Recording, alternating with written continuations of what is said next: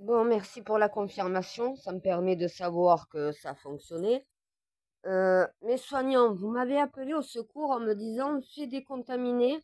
Donc voilà, essaye de réduire la pandémie que tu es en train de créer. Je l'ai fait, vous me confirmez que c'est en train de baisser, donc c'est très bien. Après, non, c'est pas terminé pour autant. J'ai fait un effort par rapport à vous, les soignants, à vous, les hospitaliers, pas par rapport au gouvernement. Donc, je suis obligée de maintenir encore une petite pression. Je décontamine, mais je lève pas la contamination pour l'instant pour autant. C'est clair à comprendre. Je sais que vous tiendrez pas. Et honnêtement, je sais pas si vous refaire le coup de la Covid, au final, l'hôpital va pas s'effondrer. Donc, je reste prudente. Voilà, je fais pas n'importe quoi, rassurez-vous. C'est pas parce que j'ai pris une année sabbatique que je vais m'amuser à foutre le monde en l'air pour autant. Voilà, donc il faut ça pour qu'ils prennent conscience que l'hôpital a un problème et qu'il faut s'en occuper d'urgence. Bayrou, c'est pour toi ce message, encore une fois. Vu que Macron n'a quasi aucun pouvoir, c'est à toi que je cause. À un moment donné, l'hôpital public est réellement en danger. Une simple petite pandémie de grippe et l'hôpital s'effondre si je vous la mets jusqu'au Covid. Le stade de la Covid, si ça devait se refaire à nouveau en France, les hôpitaux s'effondrent. Il y a un grand problème encore avec l'hôpital public, ce n'est toujours pas réglé. Depuis 2019, c'est toujours pas réglé. Il y a un problème chez vous. Où sont vos putains de priorités, l'État? Moi, je sais où elles se trouvent. Dans nos institutions. Et nos institutions, c'est pas l'Assemblée nationale, c'est pas le Sénat. Nos institutions, c'est l'hôpital, l'école, la justice et la police. À un moment donné, ces 4 sections-là, c'est les sections prioritaires pour le besoin et le bien-être du peuple français. L'hôpital public est toujours en mort cérébrale. Je suis désolée, mais à un moment donné, le membre justice est complètement désarticulé. Il y a toujours un gros problème dans la justice, de gros manques de moyens et de gros problèmes de recrutement. Ils n'ont pas assez de personnes pour gérer la tonne de dossiers. Les gens, dès qu'ils ont un petit problème, ils déposent plainte. Il n'y a pas suffisamment de forces de l'ordre, il n'y a pas suffisamment d'agents de justice pour qu'au final, les dossiers soient suivis et soient traités dans des normes correctes. L'hôpital et l'école ont toujours un problème. Il faudrait un professeur pour 10 élèves pour qu'il n'y ait pas d'échec scolaire. Des classes de 30 élèves pour un professeur, je suis désolée, il y a un problème. Manque de recrutement. Vous essayez de faire des économies sur du personnel nécessaire au bon fonctionnement de notre société. Oui, il faut des fonctionnaires. Où vous pouvez les trouver? Dans l'administration française. Il y en a trop. Trop de fonctionnaires dans l'administration et pas assez dans les bureaux réellement administratifs de la justice, de l'école. À un moment donné, il faut plus de professeurs, plus d'écoles, plus de professeurs, des classes désaturées, des élèves qui apprennent beaucoup mieux. Un temps scolaire beaucoup plus adapté pour chaque élève. L'hôpital public manque de moyens. Du personnel qui est à la ramasse. Ils en peuvent plus. Depuis la Covid, ils se sont toujours pas remis de ça. Et là, avec la vague de grippe que j'ai jetée, ils ne s'en sortent pas. Et pourtant, on est au niveau le plus bas. Vous vous dites que là, c'est une épidémie qui est incontrôlable de grippe. Mais vous voulez que je monte d'un cran? Vous allez voir ce que c'est incontrôlable. Là, ils sont à saturation, les agents hospitaliers. À un moment donné, qu'est-ce que vous attendez pour construire des prisons, pour construire des écoles, pour construire des hôpitaux, pour construire peut-être plus de tribunaux? Normalement, il faudrait des tribunaux dans toutes les petites villes. Faut pas juste faire des tribunaux dans les grandes villes. Un tribunal dans chaque ville, appelée ville et non pas village, c'est déjà les gros tribunaux qui sont désaturés. Comment vous voulez qu'une ville, exemple comme Montpellier ou comme Lyon ou comme Nantes, soit obligée de gérer tout le département? Regardez, à un moment donné, dans un département, vous avez quoi? 2 tribunaux? Mais normal que les dossiers ne soient plus suivis. Combien de petites villes il y a à côté qui pourraient avoir un tribunal qui pourrait gérer justement sur un secteur en particulier? Pas assez de cours de justice. Des dossiers qui s'entassent dans les cours de justice actuels parce qu'elles sont pas suffisamment nombreuses et qu'il n'y a pas suffisamment de personnel. Des hôpitaux qui sont fermés. On les rouvre, on remet du personnel. C'est des hôpitaux des grandes villes qui sont désaturés et du public qui peut justement aller dans un hôpital beaucoup plus proche pour se faire soigner. Des écoles, plus de professeurs, moins d'élèves en classe, des professeurs qui peuvent mieux faire leur travail. Rouvrez les petits commissariats de police des petites villes. Moi, j'ai de la chance. Dans ma petite ville, qui est un village, un grand village, j'ai une gendarmerie, une police municipale. C'est pas le cas dans tout le territoire français. Pourquoi il n'y a pas suffisamment de places de prison? Parce que vous gardez uniquement les grandes prisons centrales. Mais des petites prisons un peu partout en France, des petits centres pénitentiaires permettent déjà d'accueillir plus dignement ceux qui sont détenus, mais de désaturer aussi les grandes prisons de moyenne et grande sécurité qui ne peuvent plus accueillir tout le monde.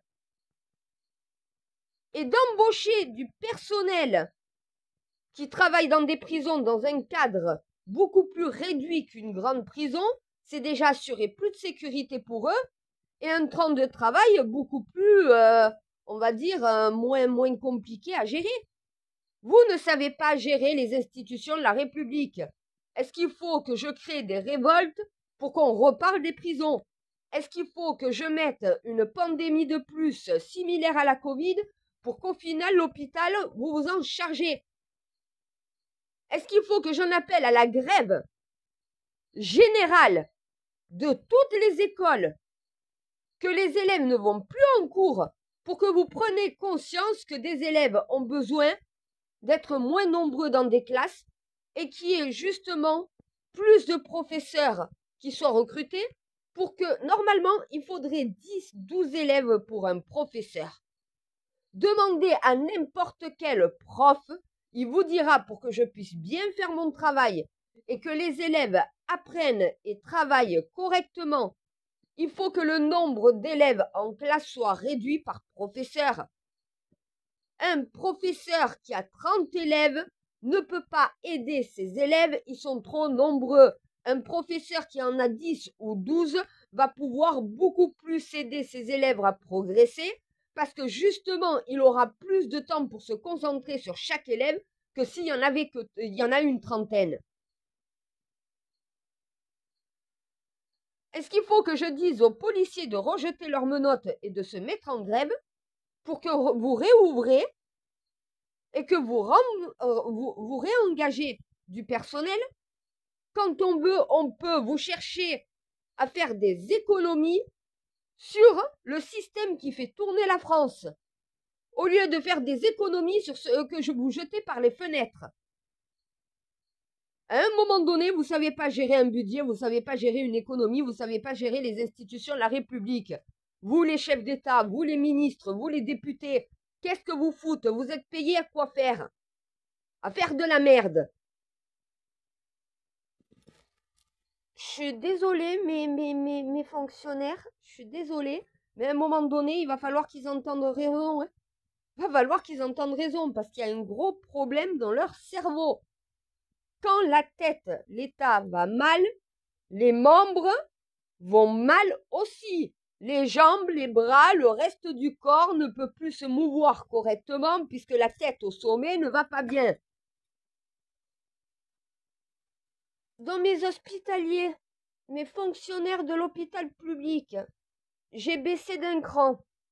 On va voir si ça arrive aux oreilles du gouvernement et qu'ils vont commencer à prendre conscience des réels besoins de la population et des réels besoins des institutions et commencer à s'en préoccuper. Au lieu de se préoccuper de donner des hébergements HLM à des travailleurs alors que c'est déjà le cas, ils devraient plutôt s'occuper de comment venir en aide à l'hôpital public, comment rouvrir les hôpitaux qui sont fermés un peu partout en France et qu'il suffit de rouvrir et de remettre du personnel dedans pour désaturer les grands hôpitaux publics des grandes villes. C'est pas compliqué. Plus il y a de mini-structures hospitalières, plus il y a de soins pour la population. Ils ont voulu faire des économies en fermant des hôpitaux, en fermant des lits, en retirant du personnel médical. Au final, c'était l'erreur à ne pas faire. Ils l'ont faite. Et maintenant, on s'étonne que l'hôpital public ne va pas bien. Mais parce que vous avez fait des économies sur le système français. Faites des économies sur l'argent que vous donnez à l'Union européenne. Faites des économies surtout sur la recherche de l'espace. Faites des économies, non pas sur l'armée, c'est pareil. L'armée, à un moment donné, il va falloir s'en préoccuper. On n'a pas suffisamment d'armement si on est attaqué. Est-ce que vous savez, le gouvernement français, que si on nous fait la guerre, on tient 3 jours avec ce qu'on possède. On sera obligé de demander aux Américains ou de demander au reste de l'Union européenne. On ne pourra même pas se défendre tout seul. Heureusement qu'il y a les mecs de quartier qui ont des armes pour pouvoir défendre la population. Si encore ils ont envie de le faire pour une France qui ne les accepte pas d'ailleurs. À un moment donné, il faut commencer à réfléchir comme ça. Dans mes hospitaliers, je sais, j'ai baissé les contaminations. Après, j'ai baissé, j'ai mis en plateau de verre. Je vais voir si le Premier ministre entend le signal d'alerte et se dise « Ah, faudrait quand même que je prépare quelque chose pour l'hôpital public. » Parce que si au final le Saint Graal se met en colère et veut que ça me serve de leçon comme Macron et comme les autres ministres de la Santé ont subi, faudrait peut-être commencer à s'occuper de la santé, à y mettre les moyens et à commencer à revoir le système. Peut-être la lueur de lucidité qui va apparaître dans le cerveau de Bayrou. Si c'est le cas, décontamination complète, la grippe c'est terminé. Donc l'hôpital public contactait le ministre de la Santé en disant comme quoi maintenant il va falloir mettre les moyens dans l'hôpital parce que là une simple contamination de grippe, vous êtes déjà au maximum de ce que vous faites. Si on est en pandémie complète, dans ces cas-là, à un moment donné, vous ne tiendrez pas. Donc, il va falloir remettre des moyens et d'urgence. Qu'est-ce qu'il ne faut pas faire avec ce gouvernement, honnêtement? Honnêtement, vous voyez ce que vous me poussez à faire depuis le départ? À mettre en danger la population pour vous faire réagir. C'est horrible d'utiliser un système comme ça contre vous, mais malheureusement, il n'y a pas d'autre possibilité avec vous. Vous ne comprenez que dans l'urgence. C'est horrible à dire. Depuis la Covid, qu'est-ce que vous avez fait pour l'hôpital public? La réponse est rien. Depuis la guerre en Ukraine, vous avez donné des armes à l'Ukraine. Qu'est-ce que vous avez fait pour avoir un armement pour nous? Rien. Depuis les dernières manifestations des professeurs, qu'est-ce que vous avez fait pour des écoles? Pour qu'il y ait moins d'étudiants dans une classe, mais d'avoir un professeur qui va pouvoir mieux gérer sa classe. De rouvrir toutes les écoles que vous avez fermées et d'embaucher du personnel. Rien. Pour la police, je suis désolée, tous mes policiers, tous mes templiers qui sont dans la police me disent on n'a toujours pas vu le changement. Hein. Depuis qu'ils ont jeté les menottes au sol, ils n'ont toujours pas vu le changement qu'ils attendent. Ils ont eu de belles paroles, toujours rien. D'ailleurs, les agriculteurs, même chose. De belles paroles, toujours pas d'action. Va falloir se réveiller maintenant. C'est bien de vouloir se faire élire en faisant des belles paroles, mais quand ça devient des fausses promesses, ne vous étonnez pas de la colère du peuple et de la colère de vos fonctionnaires. Elle est légitime. Elle est valable. Vous êtes en tort, ils ont raison. Et tant que vous n'entendrez pas raison, eh ben, il y aura toujours ce problème qui persistera en France. Et au bout d'un moment, ça sera une révolte générale parce que les Français et ceux qui travaillent pour la France vont commencer à en avoir marre. Et là, la politique, ça sera terminé dans ce pays. Vous aurez tout perdu.